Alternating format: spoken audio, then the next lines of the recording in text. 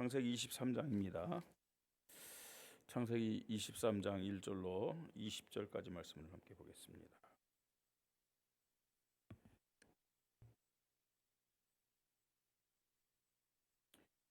창세기 23장 1절로 20절까지 한 절 한 절 교독합니다. 사라가 127세를 살았으니 이것이 곧 사라의 누린 횟수라.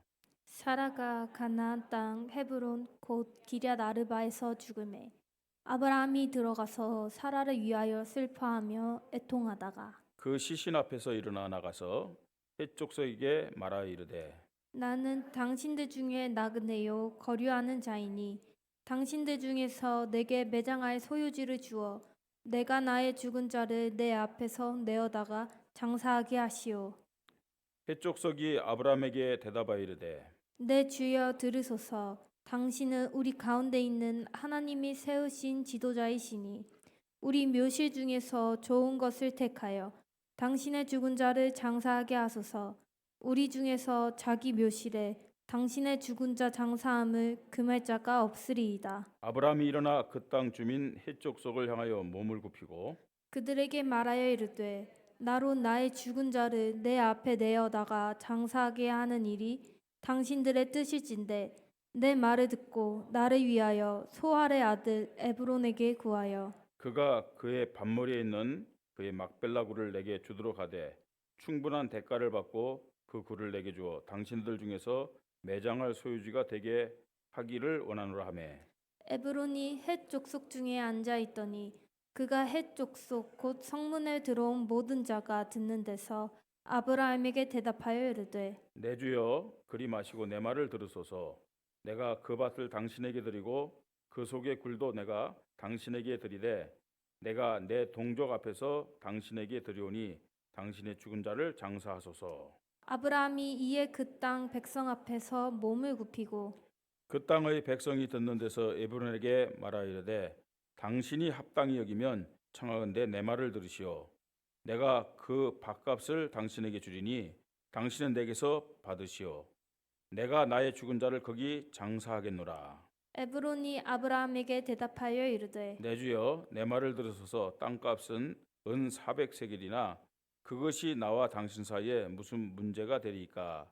당신의 죽은 자를 장사하소서. 아브라함이 에브론의 말을 따라 에브론이 헷 족속이 듣는 데서 말한 대로 상인이 통용하는 은 400세겔을 달아 에브론에게 주었더니 막벨라 앞 마므레 앞 막벨라에 있는 에브론의 밭 곧 그 밭과 거기에 속한 굴과 그 밭과 그 주위에 둘린 모든 나무가 성문에 들어온 모든 헷 족속이 보는 데서 아브라함의 소유로 확정된지라. 그의 아브라함이 그 아내 사라를 가나안 땅 마므레 앞 막벨라 굴에 장사했더라. 마므레는 곧 헤브론이라. 이와 같이 그 밭 거기에 속한 굴이 헷 족속으로부터 아브라함이 매장할 소유지로 확정되었더라. 아멘. 아브라함이 그의 아내가 죽은 다음에 그의 아내 사라죠, 그죠? 이 사라를 매장할 무덤이죠. 우리나라처럼 이렇게 땅에다 죽은 사람을 장사하는 것이 아니고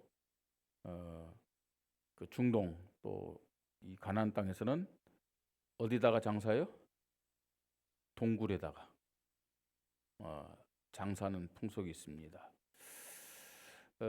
그 사라를 장사하기 위해서 이 에브론이라는 사람 그 밭을 사갖고 자기의 소유로 확정하는 그런 내용의 말씀입니다. 18절에 성문에 들어온 모든 헷 족속이 보는 데서 아브라함의 소유로 뭐 했다고요? 확정된지라. 뭘요? 뭘 확정했어요? 예? 그 막벨라 굴과 그 굴이 있는 밭과 그 주변에 뭐예요? 모든 나무죠. 그죠? 마지막 20절에도 이런 말씀이 있죠. 예. 뭐라 말씀합니까? 이와 같이 그 밭과 그게 속한 굴이 헷 족속으로부터 이전엔 누구 거였어요? 헷 족속 거였어요. 헷 족속은 함의 후손들을 말합니다. 노아의 둘째 아들이었던 함의 후손. 그 함의 후손 중에 가나안이란 그 아들이 있었어요. 그 가나안의 후손들이 누구냐면 헷 족속입니다. 자, 헷 족속에게 어떻게 했다고요? 헷 족속으로부터 아브라함이 매장할 소유지로 확정되었더라. 그랬어요. 아브라함이 가나안에 들어온 지가 몇 살이죠? 몇 살 때 가나안 땅 들어왔습니까? 75세 때 떠났다 그랬어요. 그 본토 친척 아비 집을요. 그리고 이때 나이가 아브라함의 나이는 몇 살이겠습니까? 사라가 몇 살 때 죽었다고요? 127세. 그러면 아브라함의 나이는 137세죠. 그죠? 자, 그러면 가나안 땅에 들어온 지가 얼마 됐어요? 예? 137세면 거기다 25를 더해 보세요. 얼마나 됩니까? 25 더하면 몇 년에 했어요? 67년? 예? 62년? 57년이요? 예. 57년 동안 살았는데 자기 소유가 하나도 없었어.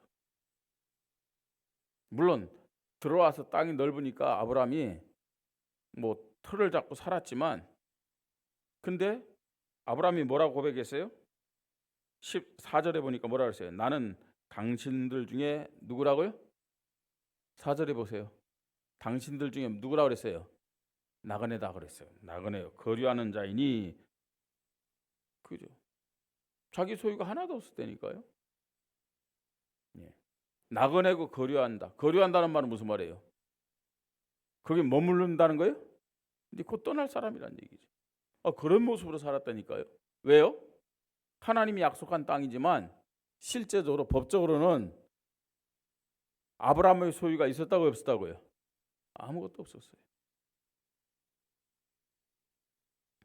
자, 그런데 오늘 아브라함은 이 사라의 죽음을 통해서, 그죠? 자기의 소유를 뭐 했다고요? 확정했어요. 확정. 오늘 말씀의 제목입니다. 나의 언약 작품을 위한 소유를 확정하는 믿음. 우리 모든 성도님들이 신앙생활 하는데 이것도 아니고 저것도 아니는 그런 인생 살지 말고 반드시 언약 작품 남기를 주님의 이름으로 축복합니다. 그런데 언약 작품 남기고 우리가 하나님 앞에 가야 되죠. 내가 언약 작품을 남기지 못하면 어떻게 되겠어요? 구원은 받았지만 실패하는 인생 되는 거예요. 그렇습니다, 여러분. 분명한 언약 작품을 남겨야 되겠다 했고 언약 작품 남긴 사람은 하나님이 그 인생도 축복한다니까요. 근데 많은 사람들이요, 신앙생활에도 이것도 아니고 저것도 아니고, 신앙생활이 우선이 아니에요. 먹고 사는 것이 우선이죠. 나중에 하나님 앞 부름 받을 때 아무것도 없어. 그 자녀들은 그냥 불신앙하고요, 불신자처럼 살아가고. 참 억울한 인생이죠. 그런 가치 없는 인생 우리가 살아서 되겠습니까? 그죠? 언약 작품 남기십시다. 언약 작품 반드시 남겨야 될 줄 믿습니다.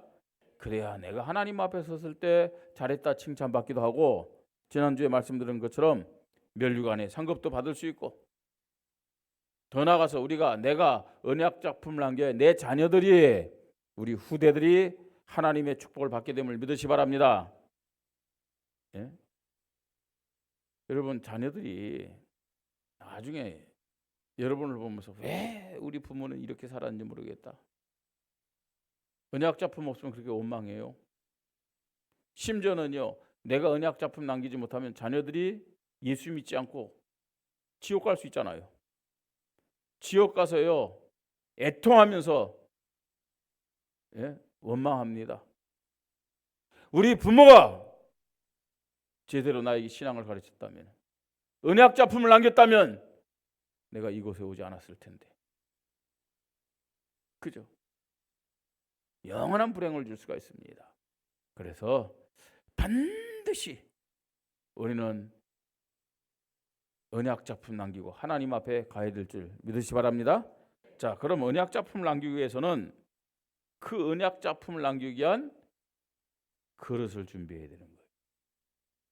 그릇을. 그러니까 그것 때문에 아브라함이 자기 소유를 확정하고 있다는 사실을 알아야 돼요. 단순히 자기 아내 사라를 장세 지내기 위해서 지금요 여기에 에브론에 그 밭을 사갖고 매장지를 삼은 게 아니라니까요. 이건 굉장한 언약 작품입니다. 굉장한 언약 작품이에요. 쉽게 했고요. 여기에 아브라함 자신도, 여기에 자기의 아들 이삭과 며느리 리브가도, 손자 누구예요? 야곱과 레아도요. 다 여기. 우리식으로 하면 선산이 되는 거예요, 이게요. 다 여기 매장돼서 제가 성지순례 갔을 때도 물론 가묘예요, 가묘. 진짜 아니지만 근데 거기 헤브론에 가서 이걸 봤어요. 아브람과 사라, 이삭과 리브가, 야곱과 레아, 이 가묘가 있는 걸 다 봤단 말이에요. 예. 지금도요. 지금 이스라엘 백성들이 거기 가서요. 그걸 보는 거예요. 우리 조상 아브람이 이걸 사가지고 매장지를 삼은 것이다. 그렇기 때문에 이 땅은 조상 대대로부터 누구의 땅이라고요? 우리의 땅이다. 그냥 단순히요. 이 무덤을 만드는 거지만 이게 굉장한 사건입니다. 굉장한 사건인 동시에 아브라함이 그냥 이것을 매장지로 삼은 것이 아니라 이 땅은 하나님이 나에게 주신 땅이다. 하나님 앞에 믿음을 고백하는 거예요. 무엇에 대한 믿음이겠어요? 오실 메시아에 대한 믿음. 다 고백하는 거예요. 그래서 언약 작품을 남기기 위한 그릇을 확정하는 아브라함의 모습을 여러분들이 깨달아야 될 줄 믿습니다. 오늘부터 전견 수련회 시작합니다.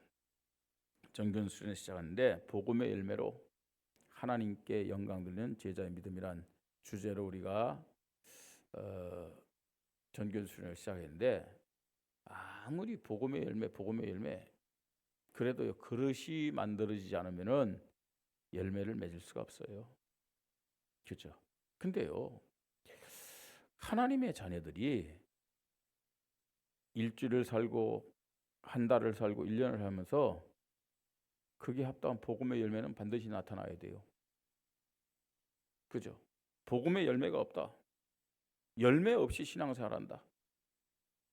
이 열매가 있는지 없는지 그게 대해서 너무 무감각한 거 있죠. 열매가 없어도요 안타까운 마음이 없어. 아니 열매 맺고자 하는 그런 믿음도 없어 사실은요.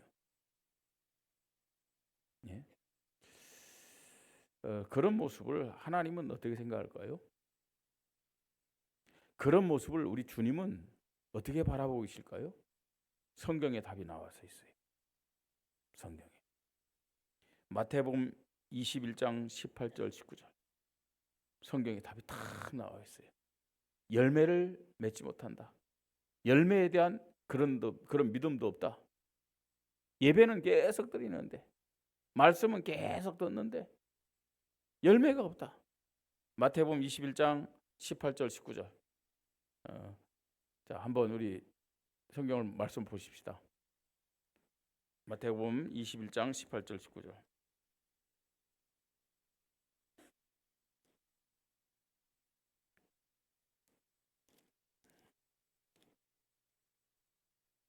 찾으셨습니까? 자 18절 19절 같이 읽겠습니다. 이른 아침에 성으로 돌아오실 때 시장하신지라 길가에서 한 무화과 나무를 보시고 그리로 가사 잎사귀 밖에 아무것도 찾지 못하시고 나무에게 이르시되 이제부터 영원토록 내가 열매를 맺지 못하리라 하시니 무화과 나무가 곧 마른지라. 자 시장하셨어요. 예? 예수님이 시장하셨어요. 예루살렘 올라가는 길에 시장하셨는데 그래서 길가에 있는 한 무화과 나무를 보시고 그리로 갔다 그랬어요. 왜 갔겠어요? 시장하셨는데 왜 가셨겠어요? 뭘 찾으러 가신 거예요? 열매 찾으러. 그죠? 무화과 나무 열매 찾기 위해서 간 거예요. 한데 열매가 있었어요, 없었어요? 그러니까 왜 가셨을까요, 예수님이? 열매도 없는 나무에? 그 나무에는 뭐가 있어야 돼요? 열매가 있어야 돼요. 열매가 있어야 돼요. 왜요? 열매가 있어야 되는 증거가 뭐예요? 잎사귀. 잎사귀가 무성해요. 열매가 있어야 된다니까요. 제가 저를 보고 여러분 볼 때 잎사귀가 아주 무성합니다. 목사라는 잎사귀, 장로라는 잎사귀, 예? 집사라는 잎사귀. 잎사귀는 무성합니다. 매주 예배드리고요. 그죠? 찬양하고 뭐 훈련받고. 잎사귀는 무성하다니까요. 뭐가 있어야 됩니까? 지금 주님은요, 잎사귀를 찾는 것이 아니라 뭘 찾는다고요? 열매 찾아요. 열매요.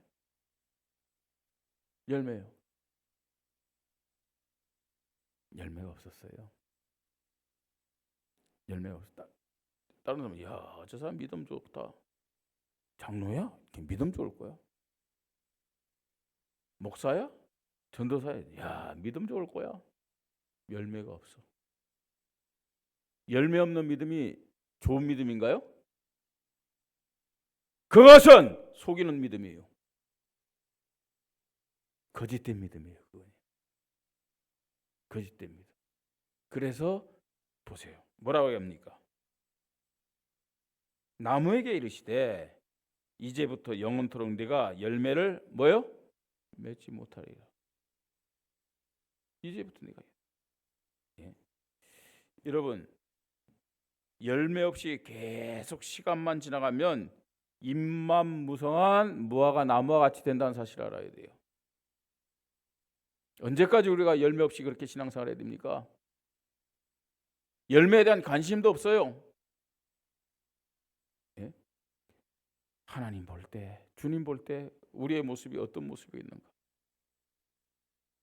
그래서 2025년 하반기에는 정말로 열매를 가지고 하나님 앞에 영광 돌리는 제자들이 되십시다. 돼요, 여러분. 그게 살아있는 믿음이에요. 그게 하나님 앞에 영광 돌리는 믿음이에요. 그래야만 나와 우리 후대와 자녀들이 산다는 사실을 기억해야 될 줄 믿습니다. 어떻게 우리가 하나님이 기뻐하시는 열매를 맺고 하나님께 영광 돌릴 것인가? 아브라함이 오늘 본문에서 아주 모델적으로 그 믿음의 내용을 보여주고 있다는 얘기입니다. 자, 첫째로 아브라함은 언약 잡품과 소유를 확정하는 믿음 가졌는데 어떤 믿음을 가졌느냐? 언약의 믿음으로 문제를 기회로 삼았습니다. 언약의 믿음. 언약이란 많은 얘기를 들었을 거예요. 도대체 언약이 뭐냐? 언약의 믿음이 뭐냐? 언약의 믿음이 뭐겠습니까, 여러분? 하나님을 믿는 믿음이 언약의 믿음이에요. 하나님이 하신 말씀을 믿는 믿음이 언약의 믿음이에요. 하나님과 그의 말씀을 믿는 믿음, 언약의 믿음이에요. 그 언약의 내용이 가나안이고 예수 그리스도죠. 또 언약의 내용이 뭐 전도, 선교, 세계복음화죠. 언약의 믿음은 하나님과 그의 말씀을 믿는 믿음이다. 따라해 봅시다. 언약의 믿음은 하나님과 그 말씀을 믿는 믿음이다. 예. 아브라함은요, 이 언약의 믿음을 가지고 문제를 기회로 삼았어요. 이제 사라가 죽었어요. 사라가.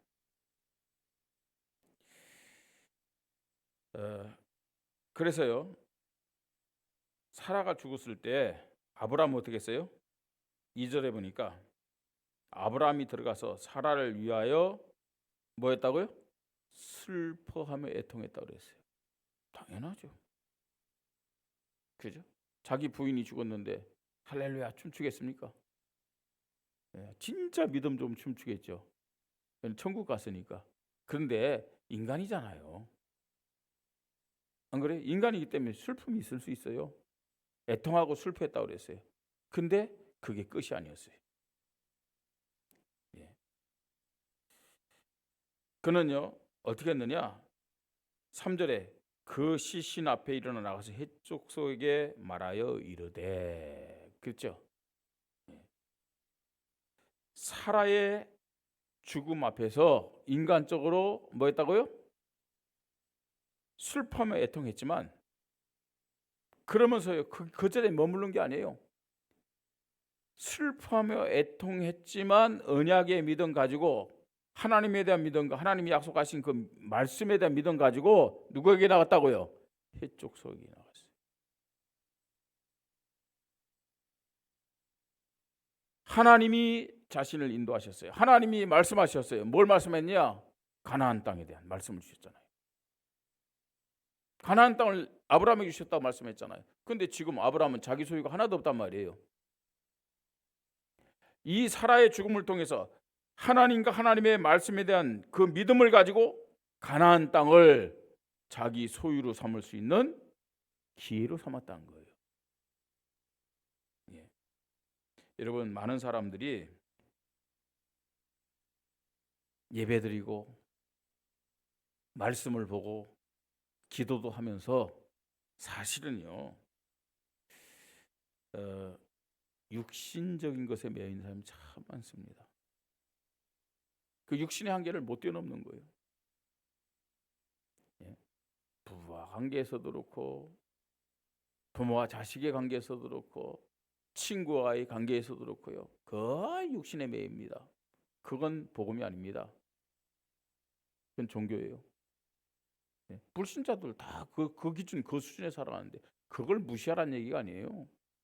그것도 중요하지만 정말로 우리가 복음의 믿음을 가졌다면 그 한계를 뛰어넘어야 돼요. 부모 앞에 서고 자녀 앞에 서는 거 중요합니다. 나쁜 게 아닙니다, 여러분. 그런데 부모 앞에, 자녀 앞에, 부부 앞에 우리가 기본적인 걸 하는 동시에 영적으로 그걸 뛰어넘어야 된다는 얘기예요. 뛰어넘어야 됩니다. 아브라함은요, 사라가 죽은 거기에 매여 있지 않았어요. 그 육신적에 매여 있지 않았어요. 영적인 믿음을 가지고 하나님의 말씀을 붙잡고 후대를 위한 인생 작품을 남기기 위해서 뭐하냐? 이 믿음을 결단하는 거예요. 영적인 것이 딱 기준이 된 거예요. 우리가 영적인 것이 기준이 될 때 하나님 앞에 인정받는 사람이 될 수 있어요. 여러분, 영적인 것이 기준되지 않는 사람은 절대로 그리스도 중심이 안 돼요. 사람 중심이 되지. 그죠? 영적인 것이, 여러분, 말씀이 기준이 돼야 되잖아요. 근데요, 영적이 기준되지 않으면 말씀이 중심이 안 돼요. 절대로 그렇습니다. 이거는요, 여러분들이 정말로 하나님 앞에서 여러분 자신을 점검하면 알 거예요. 영적인 것이 기준이 안 된다. 절대로 하나님 중심이 안 되고 말씀 중심이 안 돼요. 전부 다 세상 육신 중심이지. 그럴 수밖에 없어요. 아브라함은 언약의 믿음을 가지고, 그죠? 하나님에 대한, 하나님 말씀에 대한 믿음을 다 가지고 육신적인 한계도 뛰어넘었어요. 그 현실의 한계도 다 뛰어넘고 있음을 볼 수가 있습니다. 가장 슬픈 시간이었지만 어떻게 했느냐? 하나님이 이 땅을 나에게 주신다고 말씀하지 않았느냐? 이 땅을 우리 후대에게 주신다고 말씀하지 않았느냐? 그죠? 그래서 해족속에 탁 나간 거예요. 육신이 기준인 사람, 육신에 매이는 사람은 하나님이 주신 기회가 뭔지도 몰라. 그래서 하나님 주신 기회를 다 놓치는 거예요. 그래서 실패하는 인생이 되고요, 열매를 맺을 수 없다는 사실을 알아야 돼요. 여러분, 부부와의 관계, 부모와 자녀의 관계, 육신적인 기준 되지 마시고 영적인 기준 되기를 주님의 이름으로 축복합니다.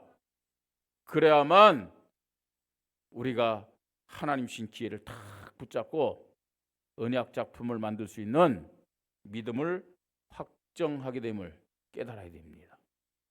두 번째입니다. 언약 작품을 만들기 위해서 언약에 대한 그릇을 만들어야 되는데 이 언약에 대한 소유를 확정하기 위한 믿음의 단계가 오늘 본문에 나와 있어요.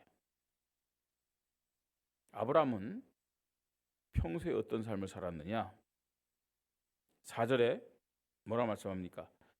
나는 당신들 중에 나그네여 거류하는 자이니 나는 당신들 중에서 내게 매장할 소유를 줘 내가 나의 죽은 자를 내 앞에 내어다 장사하게 하소서 그랬어요. 이게 무슨 말입니까, 여러분? 예? 아브라함이 어떤 사람이란 것을 해족속 그 가나안 땅에 있는 사람들이 다 알고 있었어요. 그죠? 우리가 창세기 14장에 보면 아브라함이 가병 318명을 데리고 가서 전쟁에 승리한 거 아시죠? 벌써요. 그 소문이 그 가나안 땅 모든 사람들에게 다 들려진 거예요. 그러니까요. 누구도 아브라함을 해할 수가 없어요. 막강한 그런 힘이 있었단 말이에요. 그럼에도 불구하고 아브라함 뭐라고 얘기합니까? 나는 당신들 중에 나그네요 거류하는 자이니.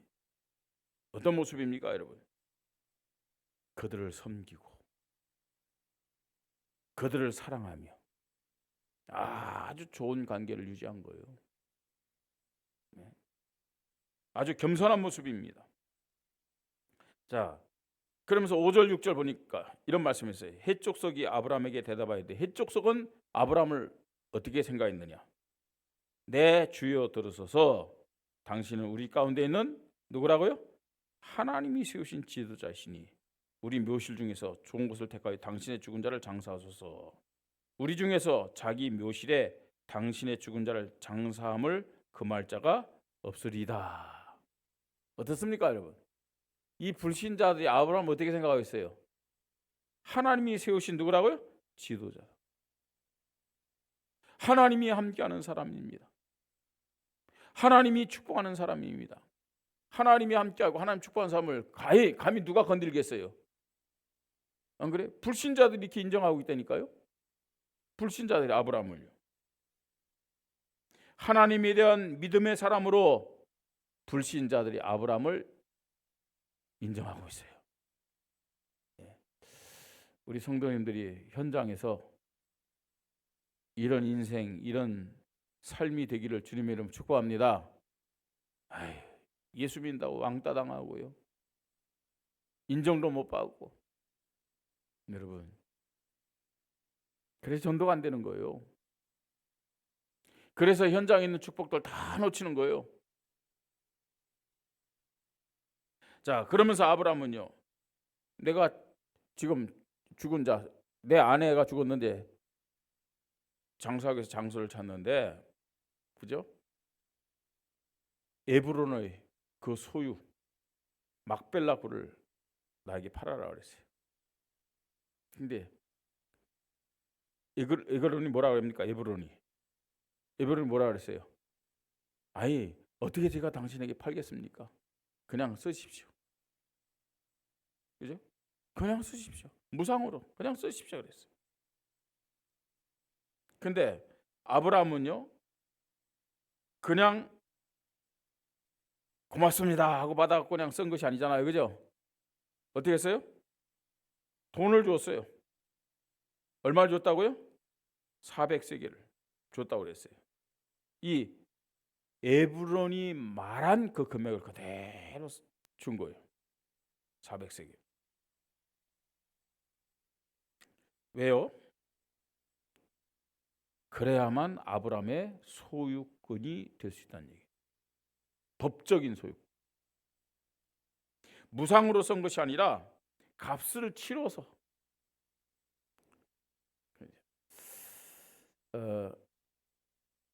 우리 교회에 또 저에게 누가 이 공짜로 주겠습니다 하면 어떨까요? 예, 감사합니다 그러겠죠, 그죠? 예. 그러면 아브라함은요 값을 치렀어요. 그래서 뭐 했느냐? 값을 많이 치르지 않았다면 나중에라도 그 소유권을 누가 주장할 수 있어요? 예? 이 해족속 에브론이 주장할 수 있잖아요.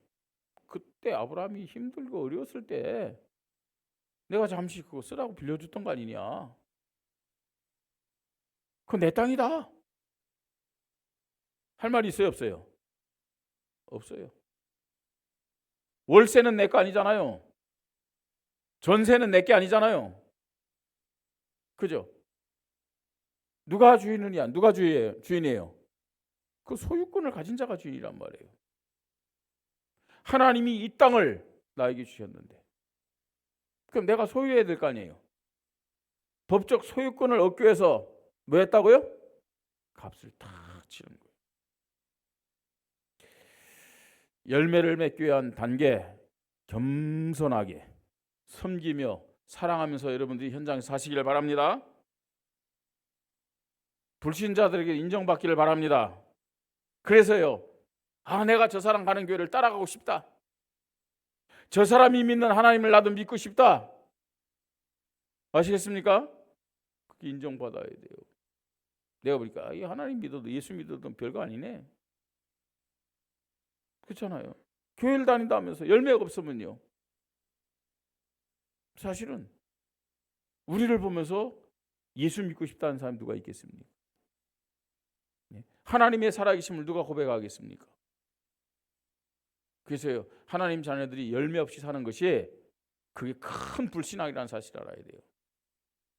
세 번째로요, 그러면 이 막벨라 굴을 소유로 삼은 의미가 뭐냐?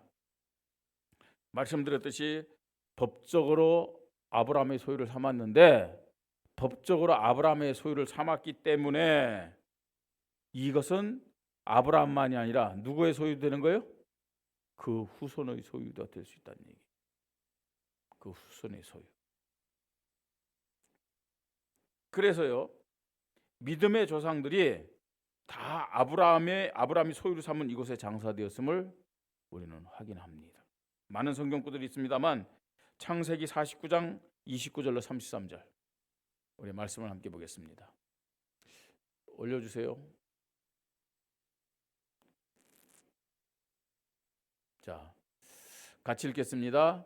그가 그들에게 명하여 이르되 내가 내 조상들에게 돌아오니, 야곱이 하는 말입니다. 나를 햇사람 에브론의 밭에 있는 굴에 우리 선조와 함께 장사라. 이 굴은 가나안 땅 마므레 앞 막벨라 밭에 있는 것이라. 아브라함이 햇사람 에브론에게서 밭과 함께 사서 그의 매장지를 삼았으므로 아브라함과 그의 아내 사라가 거기 장사되었고 이삭과 그의 아내 리브가도 거기 장사되었으며 나도 레아를 그곳에 장사하였노라. 무슨 말인지 알겠습니까? 네? 믿음의 조상들이 다 아브라함이 값을 치르고 소유한 이곳에 다 장사한 거예요. 예, 선산을 삼은 거예요. 그 선산의 의미는 뭘까요? 후대들의 땅이란 얘기, 후손들의 땅이란 얘기예요. 예. 자, 그런데 더 놀라운 사실은 아브라함이 단순히 그냥 돈 주고 사서 그 후대들 후손들의 이 소유로 삼기 위해서 이것을 산 게 아니란 얘기. 돈을 줘 소유권을 확정한 이유가 뭘까요? 누가 오는 길? 메시아가 오는 길. 하나님이 약속하신 메시아의 길을 예비한 믿음의 모습이다. 믿음의 결단이다. 그렇게 얘기할 수 있습니다. 그랬어요. 마태복음 1장 1절 우리가 잘 아는 말씀이잖아. 예수님 누구의 자손이에요? 아브라함과 다윗의 자손 예수 그리스도의 세계라. 알아야 됩니다, 여러분. 그냥 매장지를 샀구나, 아브라함의 소유지를 삼았구나, 그게 아니잖아요. 어떤 믿음이 있었어요? 언약에 대한 믿음. 무슨 언약에 대한 믿음이요? 하나님이 말씀으로 약속하셨잖아요. 그 가나안 땅에 누굴 보내주실 거라고요? 창세기 3장 15절에 예언되었던 여자여서 메시아를 보내주실 것이다. 여기에 대한 믿음이 아브라함에게 있었다는 얘기예요. 예. 그래서 언약 작품을 위한 소유를 확정하고 아브라함의 모습을 보게 됩니다. 2025년 하반기에 참 좋은 우리 교회에 속한 모든 성도들은 하나님이 영광 받으시는 열매를 반드시 맺을 줄 믿습니다. 반드시 열매 맺어야 돼요. 예. 어떤 열매를 맺을 것이냐? 어떤 열매? 모든 성도가 생명의 열매, 예. 양육의 열매, 교회의 열매. 열매가 없다. 잎만 무성한 나무밖에 안 된다니까요. 열매 없으면요, 죽은 나무든지, 잎만 무성해가지고 뭐예요? 저주를 받든지, 혹은 열매 없는 나무도 있을 수 있어요. 어린 나무,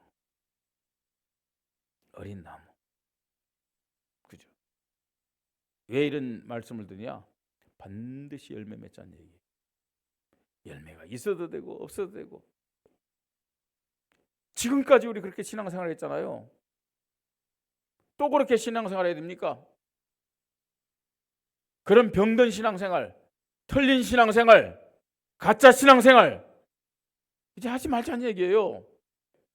진짜 신앙생활 합시다. 예? 하나님이 기뻐하고 하나님 영광 받는 열매 있는 신앙생활 해야 될 줄 믿습니다. 어떤 열매? 생명의 열매. 그래요. 생명의 열매, 양육의 열매, 교회의 열매. 그래야 제자 열매가 나타난다니까요. 어떻게 우리가 열매 맺는 신앙생활을 할 것인가? 다른 방법 없어요. 다른 방법. 기도입니다. 우리가 할 수 있는 게 아무것도 없어요. 성령이 역사해야만 열매가 나타날 줄 믿으시 바랍니다. 기도하는 목사, 기도하는 교육자들 되어야 돼요. 기도하는 장로들 되어야 될 줄 믿으시 바랍니다. 기도하는 중직자들 되어야 돼요. 기도하는 집사들, 기도하는 후대들이 되어야 돼요. 그렇지 않으면은 여러분, 하나님 볼 때는요, 굉장히 안타까운 거예요. 특히나 교육자들이라든지 장로님들, 중직자들 열매가 없다.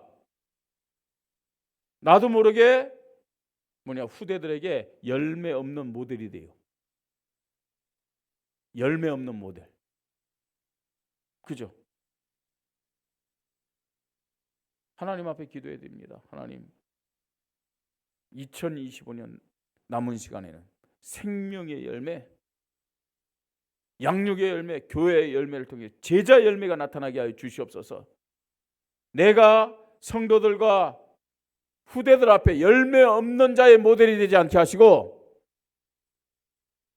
나를 보면서 모든 어린 성도들, 연약한 성도들, 다음 세대 후대들이 신앙의 열매는 저런 것이구나, 나도 신앙생활을 저렇게 해야 되겠구나, 모델 삼는 믿음을 허락하여 주시옵소서. 하나님, 이 열매를 맺게 한 믿음을 확정하는 은혜를 허락하여 주시옵소서. 이런 결단이 있어야 돼요. 결단이요. 여러분, 하나님은 우리에게 열매 맺도록 하기 위해서 이번 2025년 새로운 기회를 허락하심을 믿으시 바랍니다. 열매가 없다. 여러분, 내가 힘들어요. 내가 힘들어요. 열매가 없으면요. 내 신앙이 형식적인 신앙 된다니까요. 열매가 없다. 신앙생활에 참된 기쁨이 없고요, 즐거움이 없고요, 감사가 없다니까요. 모든 것이 핑계거리가 되고 모든 것이 다 이유가 되는 겁니다. 열매 맺지 못한 사람의 특징이 그렇습니다. 핑계, 이유. 불신앙적인 거죠. 다 내려놓고요. 문제를 언약의 믿음으로 기회를 삼았던 아브라함의 그 모습을 보면서 다시 한번 우리의 믿음을 하나님 앞에 세우십시다. 열매 맺기 위한 단계들 여러분 잘 보시고요. 열매로 하나님 앞에 영광 돌리는 우리 모든 성도님들 되시기를 주님의 이름으로 축복합니다. 하나님의 은혜를 감사를 드립니다. 너희가 내 안에 내 말이 너희 안에 거하면 무엇이든지 원하는 대로 구하라 말씀하시면서 열매를 맺으면 하나님이 영광 받을 뿐 아니라 너희가 내 제자가 되리라 말씀하셨습니다. 2025년 남은 하반기 하나님이 찾는 생명의 열매, 양육의 열매, 교회의 열매를 통해 제자 열매로 하나님 앞에 영광 돌리는 참 좋은 우리 교회와 모든 성도들 되게 하여 주시옵소서. 특별히 교육자들과 중직자들이 모든 성도들과 후대들 앞에 열매 맺는 모델의 신앙인들 되도록 축복하여 주시옵소서. 우리의 힘으로 할 수 없음을 고백하오니 기도 속으로 들어가는 우리 모든 교육자들과 중직자들 되도록 축복하여 주시옵소서. 주 예수 그리스도의 이름으로 기도드립니다. 아멘.